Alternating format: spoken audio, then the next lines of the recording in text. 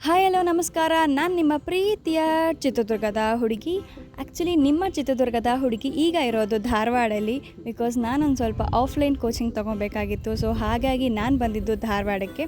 ಇನ್ನು 8 ತಿಂಗಳು ನಿಮ್ಮ ಚಿತ್ರದುರ್ಗದ ಹುಡುಗಿ ಧಾರವಾಡಲ್ಲೇ ಇರ್ತಾಳೆ, ಕೋಚಿಂಗ್ ತೊಗೊತಾ ಇರ್ತಾಳೆ. ನಾನು ಫಸ್ಟ್ ಟೈಮ್ ನಾನು ಆಫ್ಲೈನ್ ಕೋಚಿಂಗ್ ತೊಗೊತೀನಿ, ನಾನು ಧಾರವಾಡಕ್ಕೆ ಹೋಗ್ತೀನಿ ಅಂತ ಮನೆಯವ್ರ ಹತ್ರ ಡಿಸ್ಕಸ್ ಮಾಡಿದಾಗ ಮನೆಯವ್ರು ಎಲ್ಲರೂ ಬೈದಿದ್ರು ನನಗೆ. ಯಾಕಂದರೆ ಆಫ್ಲೈನ್ ಕೋಚಿಂಗ್ ಬೇಡ, ಆನ್ಲೈನ್ ಕೋಚಿಂಗೇ ತಗೋ, ನಮ್ಮ ಜೊತೆನೇ ಇರು, ಅಷ್ಟು ದೂರ ಯಾಕೆ, ಅಲ್ಲಿ ಬೇರೆ ಊಟ ವಾತಾವರಣ ನಮ್ಮ ಕಡೆ ಅದಕ್ಕೆ ಸರಿ ಹೋಗಲ್ಲ, ನಮ್ಮ ಜನರಲ್ಲಿ ಸರಿ ಹೋಗಲ್ಲ, ಸರಿ ಹೊಂದ್ಕೊಂಡ್ರೂ ಸಮೇತ ಸಿಕ್ಕಾಪಟ್ಟೆ ಕಷ್ಟ ಆಗುತ್ತೆ ನಿನಗೆ, ಅದರಲ್ಲೂ ನೀನು ಎಲ್ಲೂ ಸಮೇತ ಹೊರಗಡೆ ಹೋಗೇ ಇಲ್ಲ, ಹಾಗೆ ಹೀಗೆ ಅಂತ ಸಿಕ್ಕಾಪಟ್ಟೆ ಹೇಳಿದ್ರು. ಅದು ಅವ್ರ ಪ್ರೀತಿ ಅವರ ಕಾಳಜಿಗೆ ನಾನು ಯಾವಾಗಲೂ ಚಿರಋಣಿ ಆಗಿರ್ತೀನಿ. ಆದರೆ ಆ ಫೇವರೇಬಲ್ ಕಂಡೀಷನಿಂದ ಹೊರಗೆ ಬಂದರೆ ಮಾತ್ರ ಒಬ್ಬ ಆಸ್ಪರೆಂಟು ಏನಾದರೂ ಅಚೀವ್ ಮಾಡೋಕ್ಕಾಗುತ್ತೆ.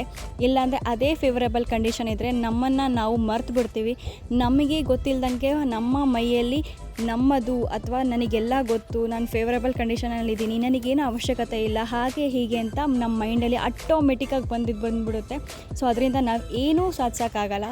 ಸೊ ಹಾಗಾಗಿ ನೀವು ಎಲ್ಲಿದ್ದೀರೋ ಆ ಫೇವರೇಬಲ್ ಕಂಡೀಷನಿಂದ ಹೊರಗಡೆ ಬನ್ನಿ. ಅನ್ಫೇವರೇಬಲ್ ಕಂಡೀಷನ್ ಇದ್ದಾಗಲೇ ಮಾತ್ರ ನಾವು ಏನಾದರೂ ಒಂದು ತೊಗೊಳಕ್ಕೆ ಅಥವಾ ನಮಗೇನಾದರೂ ಒಂದು ಅಚೀವ್ ಮಾಡೋಕ್ಕೆ ದಾರಿ ಕಾಣುತ್ತೆ. ಬಿಕಾಸ್ ನಮಗೆಲ್ಲ ಇದ್ದಾಗ ನಮಗೇನು ಪಡ್ಕೊಬೇಕನ್ನೋ ಆಸೆ ಇರಲ್ಲ, ನಮಗೆ ಏನೂ ಇಲ್ಲದಾಗ ಏನಾದರೂ ಪಡ್ಕೊಬೇಕನ್ನೋ ಹಂಬಲ ಇರುತ್ತೆ. ಮಾರಲ್ ಆಫ್ ದ ಸ್ಟೋರಿ ಇಷ್ಟೇ, ಯಾರೇ ಏನೇ ಆಗಲಿ, ಯಾರೇ ಏನೇ ಅಂದಲಿ, ನಿಮಗೆ ಏನು ಸರಿ ಅನಿಸುತ್ತೋ ಅದನ್ನೇ ಮಾಡಿ. ಅವರೇನೋ ಅಂದರು, ಇವರೇನೋ ಅಂದರು ಅಂತ ಅದ್ರ ಬಗ್ಗೆ ತಲೆ ಕೆಡಿಸ್ಕೊಂಬೇಡಿ.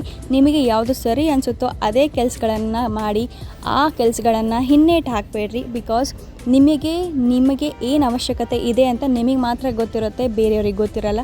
ನೀವು ನಿಮ್ಮನ್ನು ಅರ್ಥ ಮಾಡ್ಕೊಬೇಕೇ ವಿನಃ ಬೇರೆಯವರು ನಿಮ್ಮನ್ನು ಅರ್ಥ ಮಾಡ್ಕೊಂಡ್ರೆ ಅಂತಿಂದ ಏನೂ ಪ್ರಯೋಜನ ಇಲ್ಲ.